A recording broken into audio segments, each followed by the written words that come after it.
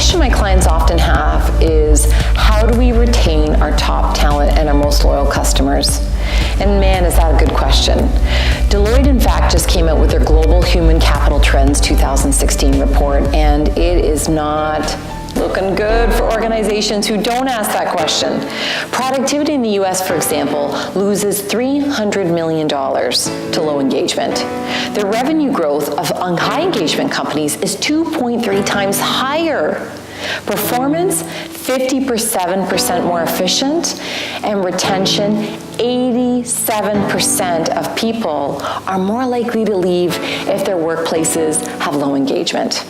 What we're talking about ultimately comes down to one thing. How do you retain and sustain versus obtain and retrain?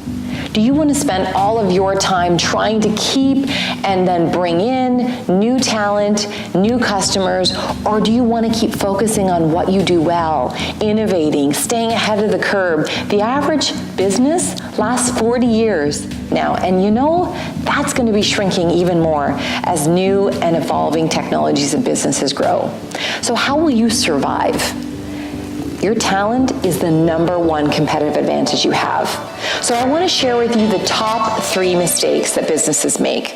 I see this time and time again as a speaker, as a coach, and as a business practitioner consulting with companies that, for the most part, are on the top Employers of Choice awards.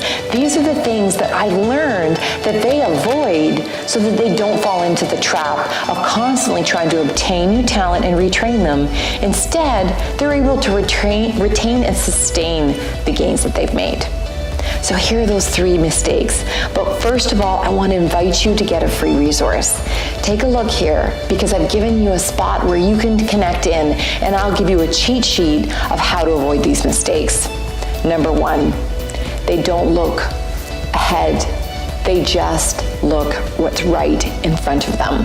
They miss the iceberg that should have been known and should have been aware for a long time, and you know what reference I'm making, the Titanic. Can you re-steer your organization in like that? Our organizations generally are not nimble enough to. We've got bricks and mortar, we've got people, we've got systems, we've got policies, we've got regulation. We can't shift the Titanic like that to be able to address a trend in our workforce. Here's the other mistake. We wait until the signs are right in front of us. We wait until it's too late. And what I mean by that is our staff already have cold feet way before they actually leave. It takes about 6 months for somebody to find a new job. So if somebody's leaving you today, it means they decided at least 6 months ago.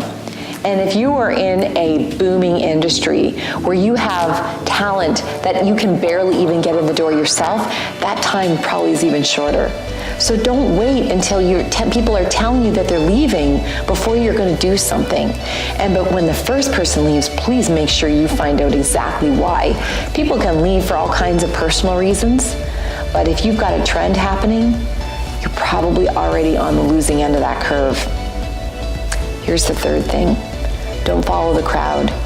If everybody's doing engagement surveys to find out what people are saying, it's probably too late to course correct.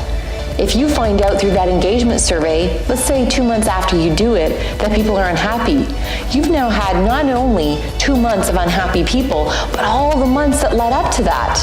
What are you doing to do pulse checks along the way so that you're staying ahead of the curve? You see the theme that's happening here? 3 common mistakes, all related to being proactive, or the lack thereof is what's causing those mistakes to happen.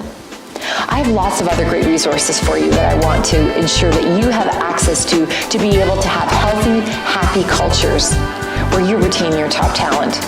Feel free to subscribe to my YouTube channel because all of these resources are available to you for free anytime you need them. In the meantime, I want to share with you, my name is Sarah McVanel. Contact me anytime if you have any questions.